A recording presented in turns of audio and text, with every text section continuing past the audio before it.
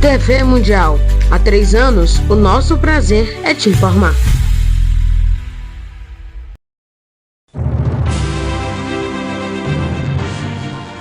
Reforço Betel, só a educação liberta. E vereador Dinho do Frango, para fazer a diferença, oferecem Jornal Mundial.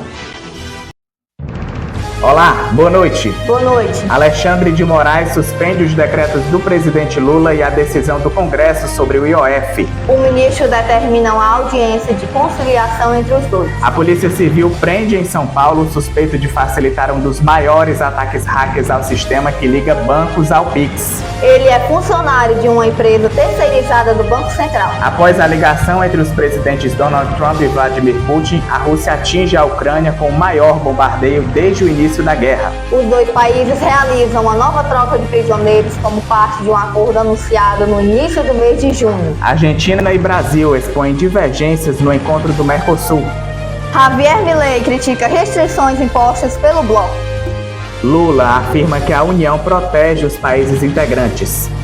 E depois visita a ex-presidente e adversária de Milei, Cristina Kirchner, que está em prisão domiciliar. Nos Estados Unidos, deputados aprovam definitivamente a lei orçamentária de Donald Trump que muda impostos e corta serviços sociais.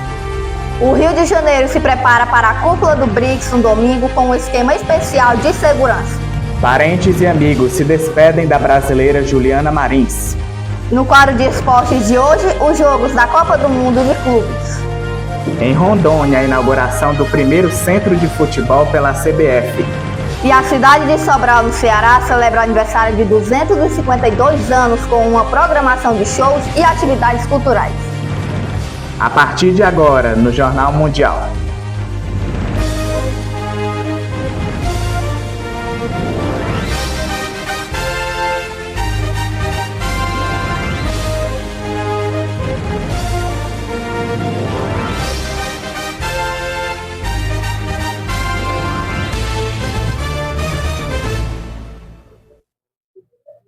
A Polícia Civil de São Paulo prendeu ontem o homem suspeito de facilitar o ataque cibernético que afetou pelo menos 6 bancos e causou alvoroço no mercado financeiro na quarta-feira. Segundo os investigadores, ele é funcionário de uma empresa que conecta bancos menores aos sistemas Pix do Banco Central. A reportagem é de Gleidson Oliveira. A Polícia Civil de São Paulo prendeu nesta quinta-feira um homem suspeito de envolvimento no ataque hacker que desviou milhões de reais de uma empresa que conecta bancos menores aos sistemas Pix do Banco Central. O ataque cibernético, que afetou pelo menos 6 bancos, causou alvoroço no mercado financeiro na quarta-feira. Segundo o Departamento Estadual de Investigações Criminais, o preso João Nazareno Roque é funcionário da empresa de tecnologia CIM, que é terceirizada da BMP, que é uma instituição financeira e deu acesso pela máquina dele ao sistema sigiloso do banco para os hackers que efetuaram o ataque. Ele foi preso no bairro do Jaraguá, na zona norte de São Paulo. De acordo com a polícia, ele confirmou informalmente que entregou a sua senha a outras pessoas e as ajudou a ingressarem no sistema e realizarem as transferências via Pix. Uma conta com mais de 270 milhões de reais foi usada para receber o dinheiro desviado e essa já foi bloqueada. A investigação apura o envolvimento de outras pessoas. A CIM reportou às autoridades um ataque às suas infraestruturas. De acordo com a companhia, criminosos usaram credenciais como senhas de seus clientes para tentar acessar seus sistemas e serviços de forma fraudulenta. Isso permitiu o acesso indevido às informações e contas de reserva de pelo menos 6 instituições financeiras. O Banco Central ainda não informou o nome de todas as instituições afetadas. Também não há confirmação oficial sobre os valores envolvidos no ataque, mas fontes estimam que a quantia pode chegar a mais de 800 milhões de reais. O ministro do Supremo Tribunal Federal, Alexandre de Moraes, suspendeu hoje os efeitos de todos os decretos que tratam sobre o IOF e determinou uma audiência de conciliação entre o governo e o Congresso sobre o tema. Veja na reportagem de Caio Teles. O ministro do Supremo Tribunal Federal, Alexandre de Moraes, suspendeu nesta sexta-feira os efeitos de todos os decretos que tratam sobre os impostos sobre operações financeiras e determinou uma audiência de conciliação entre os governos do Congresso sobre o tema. A audiência da conciliação foi marcada para 15 de julho, no plenário de audiências da Corte em Brasília. Moraes é o relator de ações que tramitam no Supremo envolvendo o tributo, o embate em torno do aumento do imposto geral, uma crise política entre o Executivo e o Legislativo. Por um lado, o Planalto defende que se trata de uma questão de justiça tributária, ao aumentar a taxação dos riscos em benefícios da parcela de baixa renda. O Congresso, porém, informou que não tolera mais aumentos de impostos sem que o governo comece a rever os gastos. Com isso, todos os decretos do presidente Lula que aumentaram os impostos são suspensos, assim como o decreto legislativo que derrubou a decisão presidencial. O ministro estabeleceu ainda o prazo de 5 dias para que o Executivo e o Legislativo prestem esclarecimentos sobre o que levou a tomar as decisões do governo de aumentar as alíquotas do imposto e o Congresso, por sua vez, de suspender os efeitos dos decretos presidenciais que previam a alegação do tributo. A equipe econômica do governo, liderada pelo ministro da Defesa, Fernando Haddad, anunciou no fim de maio um decreto presidencial que elevou o IOF incidentemente sobre as operações do crédito, principalmente pelas empresas. Com a derrubada dos decretos, o Congresso impôs uma perda de arrecadação aos cofres públicos de cerca de 10 bilhões de reais neste ano e de mais de 20 bilhões de reais em 2026, apontam estimativas do Ministério da Fazenda. O presidente da Câmara, Hugo Mota, disse hoje que a decisão de Alexandre de Moraes está em sintonia com o Legislativo. O deputado também se colocou à disposição para dialogar em busca de equilíbrio das contas públicas e do crescimento sustentável da economia. A atuação das forças de segurança na 17ª reunião da cúpula do BRICS, que acontecerá no Rio de Janeiro entre 6 e 7 de julho, será semelhante à executada na cúpula do G20, sediada pela capital fluminense em novembro do ano passado. A atuação das forças de segurança na reunião de cúpula do BRICS, que acontecerá no Rio de Janeiro entre 6 e 7 de julho, será semelhante à executada na cúpula do G20, sediada pela capital fluminense em novembro do ano passado. O contingente que será empregado é formado pela Marinha, o Exército e a Força Aérea Brasileira, que atuarão de forma integrada com diversas agências e órgãos de segurança pública.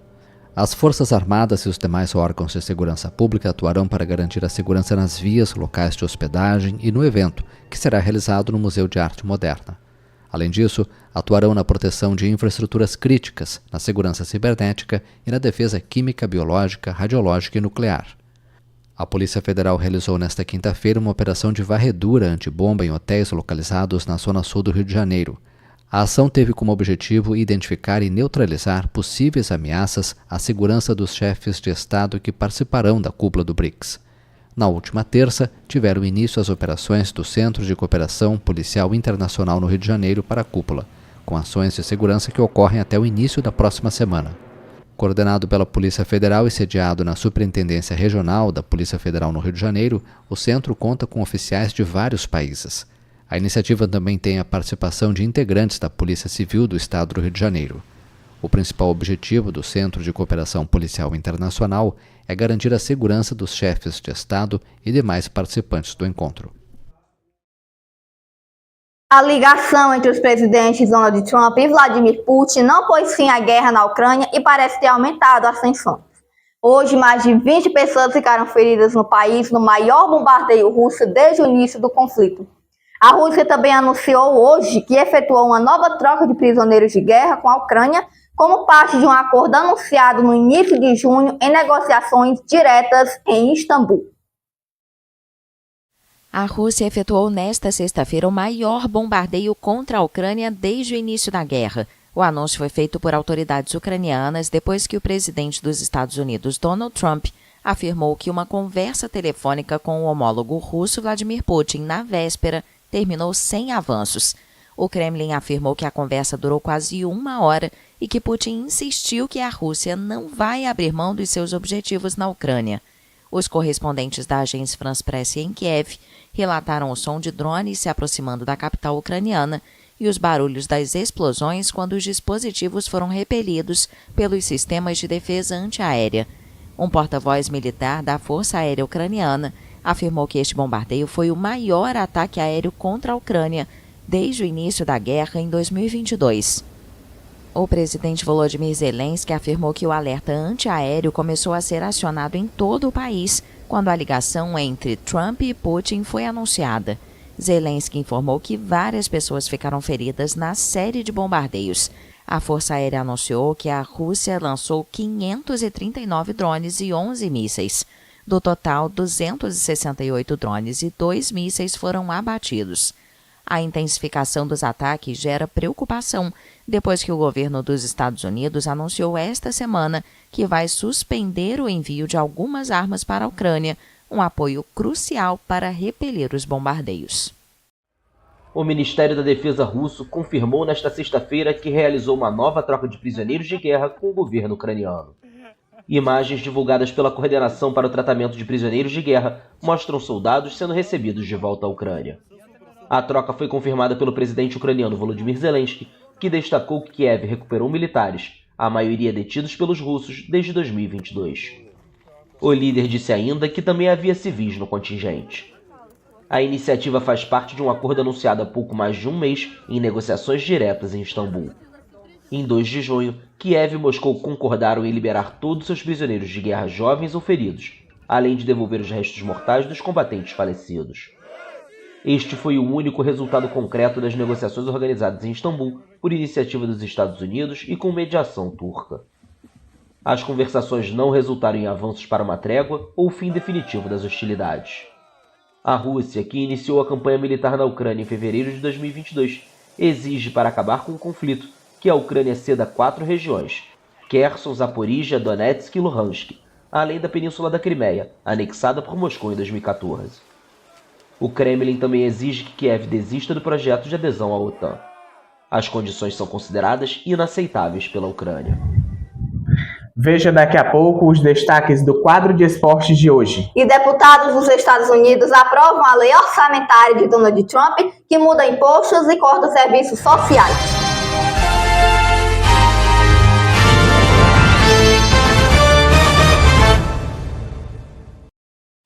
Jornal Mundial é patrocinado por deputado estadual Sérgio Aguiar, mais Ceará, mais desenvolvimento. Reforço Betel, só a educação liberta. Vereador Dinho do Frango, para fazer a diferença. E prefeita Betinha Magalhães. Há 3 anos, a TV Mundial chegou para transformar a forma como você vê as notícias. Com profissionais dedicados e apaixonados, trazemos a verdade em cada reportagem e apresentação. Nós ouvimos todas as vozes, porque cada história importa. Da política ao esporte, estamos sempre na linha de frente, de mãos dadas com a informação. Nossos jornalistas se dedicam dia e noite para te manter informado. E não temos medo de enfrentar desafios para trazer a verdade na informação. Sua participação é importante. Conecte-se conosco e participe. Acreditamos no poder da informação para mudar realidades. Nosso compromisso é com a qualidade e a ética no jornalismo. Obrigado por nos acompanhar nesta jornada. Juntos construímos uma história que só está começando. Venha fazer parte da nossa história. Estamos juntos há 3 anos. E isso é só o começo. TV Mundial, há 3 anos a verdade em primeiro lugar.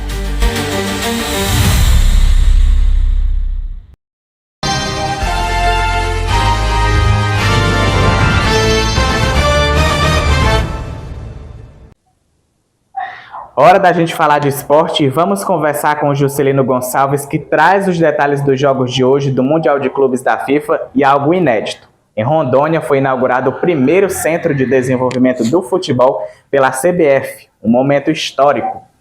Boa noite, Juscelino. Boa noite para você, Gabriel. Boa noite para você, telespectador, que nos acompanha no Jornal Mundial. Bom, vamos começar com o quadro de esporte falando dos jogos do Super Mundial que está em andamento ainda hoje, em quartas de final, é Palmeiras e Chelsea, a revanche de 2020. O primeiro jogo lá em 2020, entre a final do Mundial entre Palmeiras e Chelsea, acabou levando o Chelsea campeão mundial e deixando o Palmeiras sem Mundial e vice-campeão. Hoje, às 10 horas da noite, daqui a pouquinho, começa o jogo das quartas de final, a revanche entre Palmeiras e Chelsea, e dessa vez com dois brasileiros, com possíveis brasileiros na semifinal. Fluminense e Al Hilal estão se enfrentando e já está para acabar. Bom, o jogo mais interessante de hoje é Palmeiras e Chelsea. Esse grande clube do Chelsea perdeu para o Flamengo no placar de 3-1, mas não deixa de ser um grande clube e bem estruturado, com vontade física, com preparadores excelentes, um treinador bom relativamente, que vai enfrentar o Palmeiras de Abel Ferreira. Também é a volta do Brasileirão. É isso mesmo, a volta do Brasileirão. Para você que estava com saudade do Campeonato Brasileiro, volta no dia 12. Daqui uns dias você vai acompanhar novamente, depois ali da paralisação para o Super Mundial, e que possível vai ter falta de clubes, de dois clubes, possíveis clubes ali para poder a volta do Campeonato Brasileiro, que seria mais ou menos ali o Fluminense e o Palmeiras. Se o Fluminense voltar do Super Mundial sem a vitória, vai voltar a jogar o Campeonato Brasileiro. Mas se ganhar, vai continuar até o fim e pelo menos vai ficar sem as duas primeiras rodadas da volta da paralisação do Super Mundial. Também outra coisa, que o Brasil, já que estamos falando de Super Mundial, pode sediar o próximo Mundial em 2029. É isso mesmo que você escutou. Samir Chowdhury, o presidente da Confederação Brasileira de Futebol, quer sim, a todo custo, o Brasil como a próxima sede do Super Mundial. O motivo seria que teria mais pessoas, torcedores ali, acompanhando do que essa edição nos Estados Unidos. O motivo seria a falta de interesse dos americanos pelo futebol, já que tem outros esportes acima do futebol, que seria basquete, hóquei no gelo, futebol americano e entre outros esportes. O golfe, por exemplo, está acima do futebol nos Estados Unidos.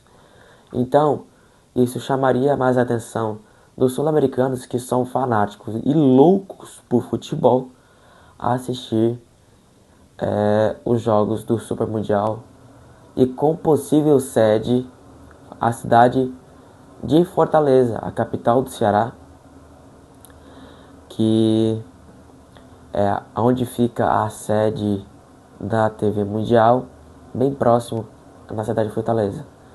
Então, se caso o Brasil vença para poder sediar o Super Mundial, talvez vamos fazer uma cobertura, é isso mesmo. Lá na Arena Castelão é um dos possíveis, já que um possível ali palco de jogo, de um mata-mata, já que já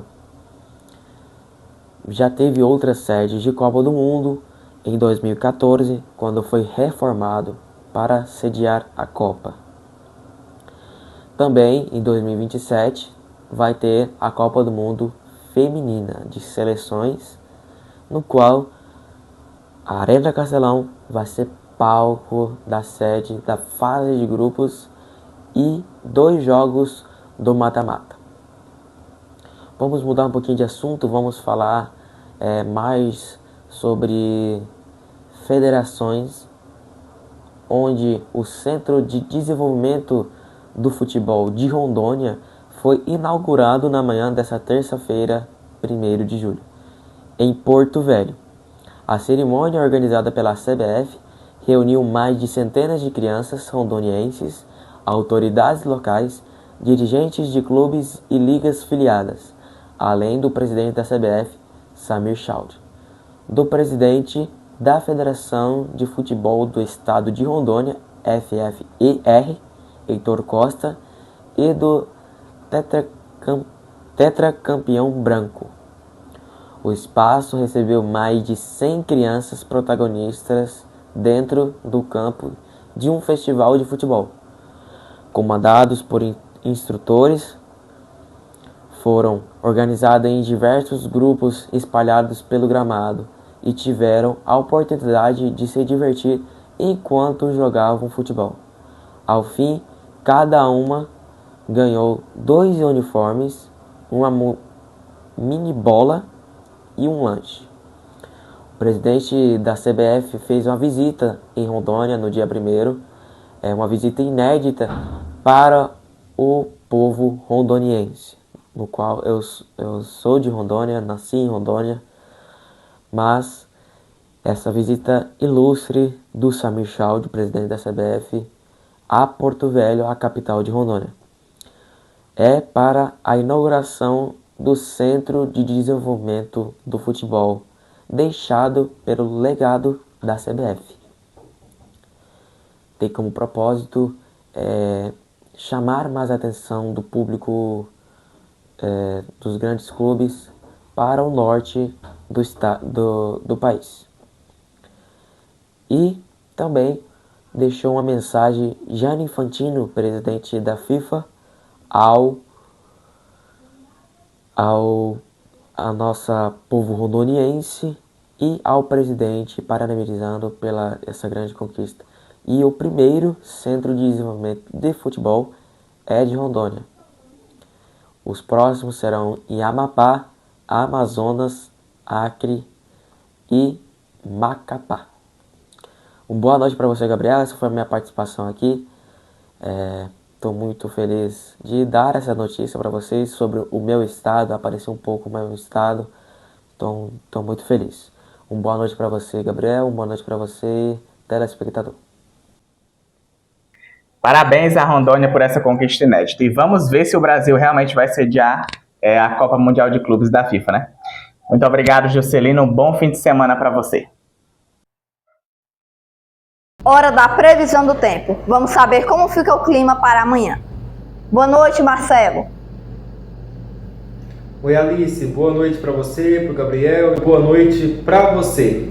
O sábado no Brasil será marcado por diversidade climática entre as regiões, típica da extensão territorial do país. A atuação de áreas de instabilidade, massas de ar seco e sistemas de baixa pressão trará diferentes condições atmosféricas de norte a sul. Na região norte, o tempo permanece instável, com chuvas frequentes e volumosas, especialmente em áreas do Amazonas, Roraima e Acre. Em Manaus, as precipitações devem ocorrer ao longo do dia, com temperaturas oscilando entre 24 e 28 graus. O Instituto Nacional de Meteorologia, o INMET, emitiu um alerta amarelo para chuvas intensas, com risco de alagamentos e ventos fortes.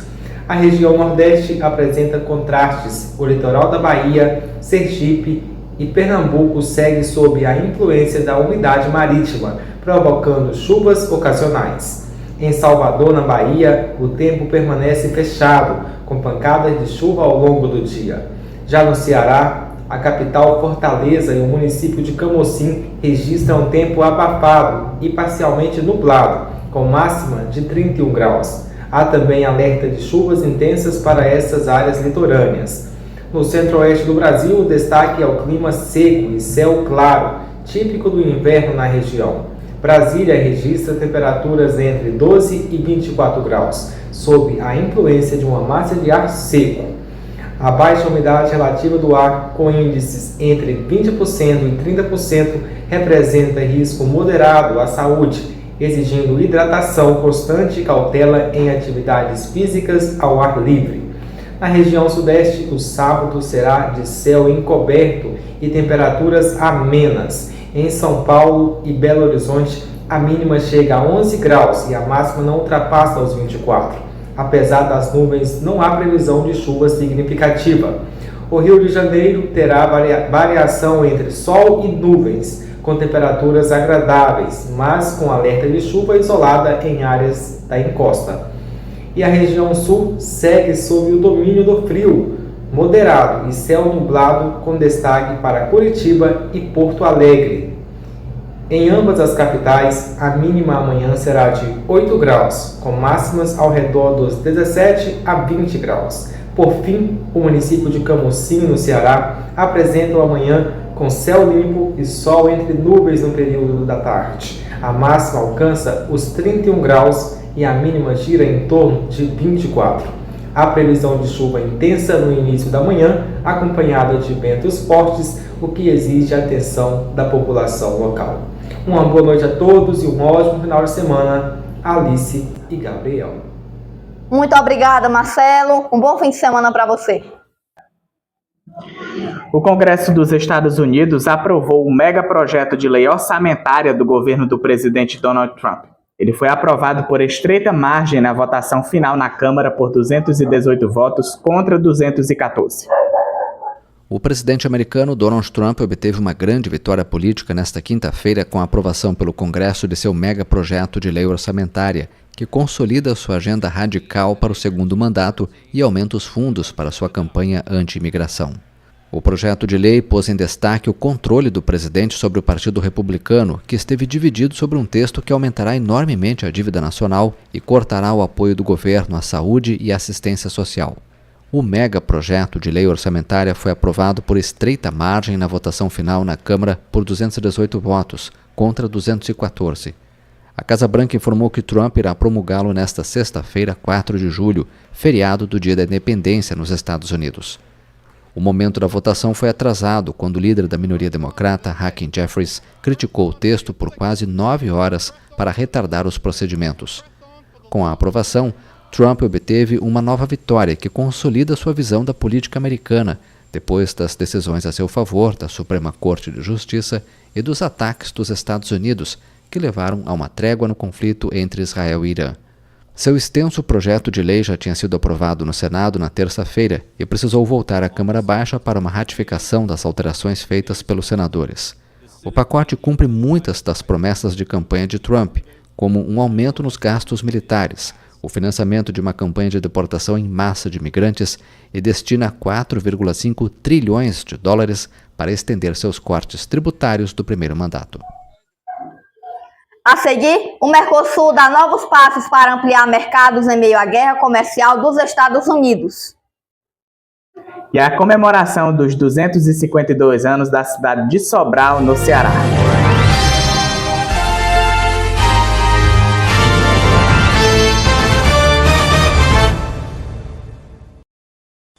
Jornal Mundial é patrocinado por deputado estadual Sérgio Aguiar, mais Ceará, mais desenvolvimento. Reforço Betel, só a educação liberta. Vereador Dinho do Frango, para fazer a diferença. E prefeita Betinha Magalhães. Há 3 anos, a TV Mundial chegou para transformar a forma como você vê as notícias. Com profissionais dedicados e apaixonados, trazemos a verdade em cada reportagem e apresentação. Nós ouvimos todas as vozes, porque cada história importa. Da política ao esporte, estamos sempre na linha de frente de mãos dadas com a informação. Nossos jornalistas se dedicam dia e noite para te manter informado. E não temos medo de enfrentar desafios para trazer a verdade na informação. Sua participação é importante. Conecte-se conosco e participe. Acreditamos no poder da informação para mudar realidades. Nosso compromisso é com a qualidade e a ética no jornalismo. Obrigado por nos acompanhar nesta jornada. Juntos construímos uma história que só está começando.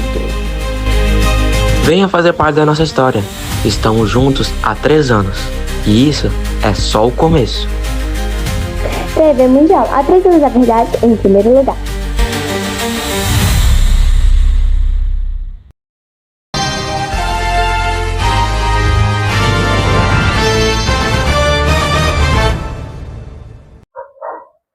A Polícia Federal deflagrou na manhã de hoje uma nova fase da Operação Conteúdo Proibido, desta vez no município de São João dos Patos, a cerca de 550 quilômetros de São Luís, no Maranhão. Na atual fase, a PF investiga um homem suspeito de armazenar e distribuir material relacionando o abuso sexual infantil na internet e que teve mandados de busca e apreensão expedidos pela Justiça. Nas residências do homem, que não teve o nome informado, a Polícia Federal apreendeu celulares que foram encaminhados para a perícia técnica com o objetivo de identificar evidências digitais, ou seja, arquivos, registros e atividades que possam comprovar os crimes. Segundo a PF, o rastreamento foi realizado por meio de tecnologias avançadas que permitem identificar usuários envolvidos na troca de conteúdos ilegais pela internet. Se confirmadas as suspeitas, o homem poderá responder criminalmente por posse e compartilhamento de pornografia infantil, crimes que juntos podem resultar em até 10 anos de prisão. Os corpos do jogador Diogo Jota e do irmão dele, André Silva, mortos em um acidente de carro na Espanha ontem, começaram a ser velados em Portugal hoje. Nesta manhã, parentes e amigos dos irmãos começaram a chegar para a cerimônia de despedida em Gondomar, na região do Porto, no norte de Portugal. O funeral acontecerá amanhã. Diogo tinha 28 anos e era atacante do Liverpool, da Inglaterra, e defendia a seleção de seu país.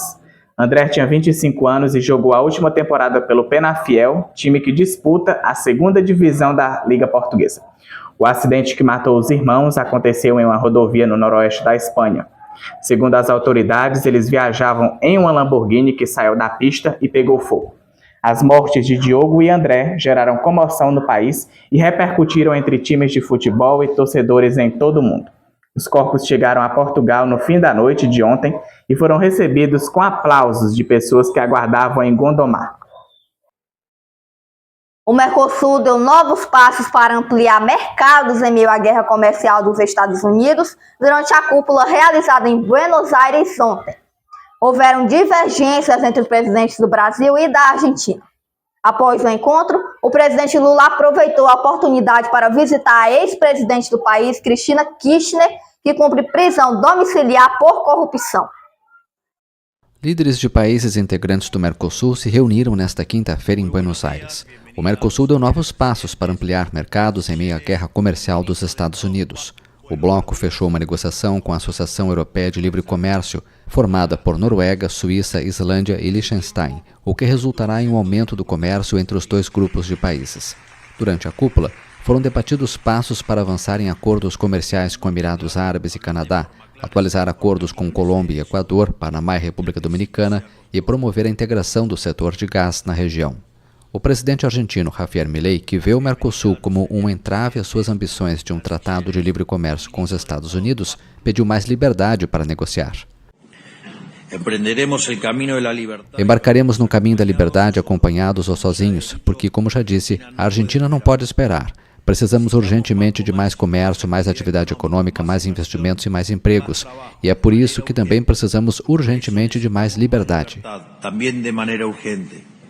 Lula prometeu que, sob sua presidência, o Mercosul se concentrará em fortalecer o comércio entre blocos com parceiros externos e concluir a implementação do acordo comercial com a União Europeia.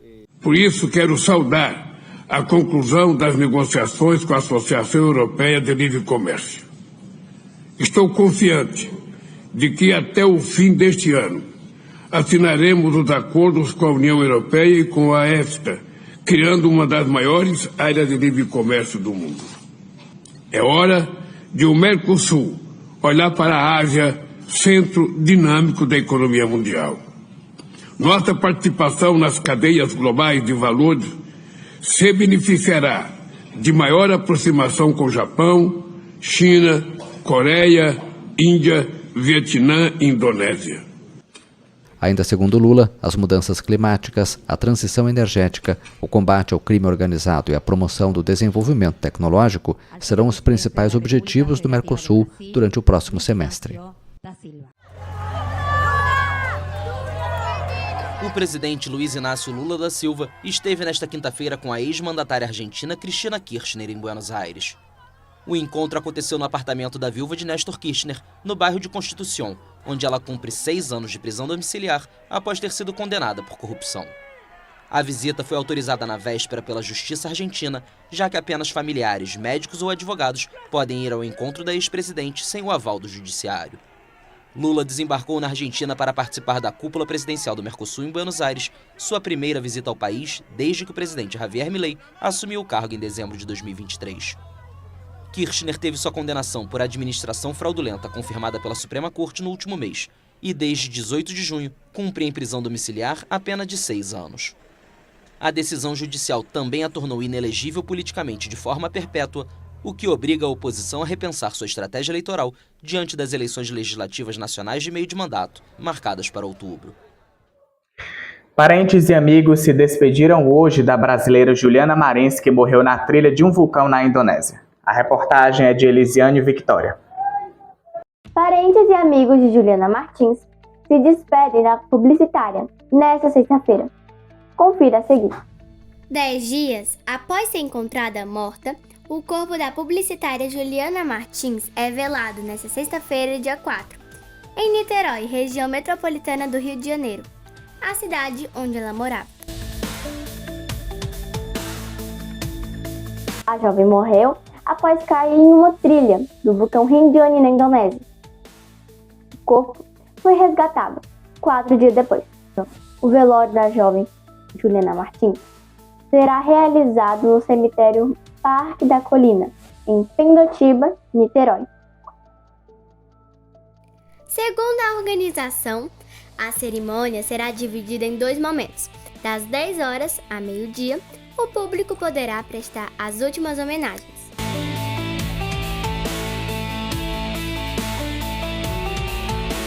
De meio-dia e 30 a 3 horas da tarde, o acesso será restrito para familiares e amigos próximos.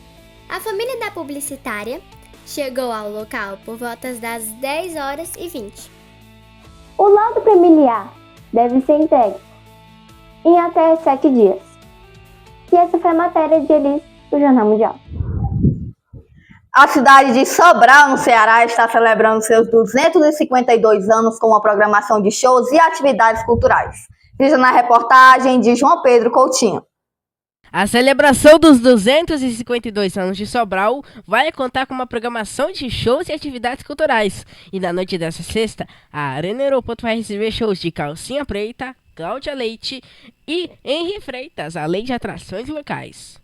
A arena também conta com cidade cenográfica e a feirinha de artesanato, com produtos em crochê, madeira, tecido e doces típicos. A Fazendinha Caiçara também garante um espaço especial para as crianças, com jogos recreativos, pula-pula, escorregador, pintura facial e brincadeiras diversas. O espaço Criança Segura auxilia na identificação e segurança das crianças presentes no evento. No fronte da inclusão, há também uma área prioritária para idosos e pessoas com deficiência. A programação é promovida pela Prefeitura de Sobral e pelo Instituto Artístico Cultural e Esportivo do Vale do Caraú. Neste sábado, marca a data do aniversário de Sobral, e o encerramento dessa atividade será com a reinauguração do Estádio do Junco. E no local, será feita a partida clássica entre os times locais Guarani de Sobral e Vila Real. E desde quarta-feira, passaram pelo palco da Arena Aeroporto atrações como Mari Fernandes, Xande Avião, Cé Vaqueiro e Léo Foguete. E com mais de 250 anos de história, Sobral tem um conjunto arquitetônico urbanístico tombado pelo Instituto do Patrimônio Histórico e Artístico Nacional desde 1999. As edificações incluem o Teatro e a Praça São João, sobrados, conjunto de casas no estilo Arte Nouveau e várias construções preservadas deste período colonial de valor artístico e histórico. Essas são as informações e a reportagem de João Pedro Coutinho. Voltamos aos estúdios do Jornal Mundial. Parabéns para Sobral. Sim, que venham mais celebrações pela frente. O Jornal Mundial de hoje encerra por aqui. Para rever nossas reportagens, volte o vídeo aqui no YouTube. E não esqueça de seguir nossas páginas lá no Instagram, TV Mundial UFC e o 05 Notícias no nosso portal. Boa noite para você. Amanhã você acompanha mais notícias no Sábado News com Eduardo Elau às 9 horas da manhã. Se inscreva no canal e deixe seu like. Boa noite, um bom fim de semana.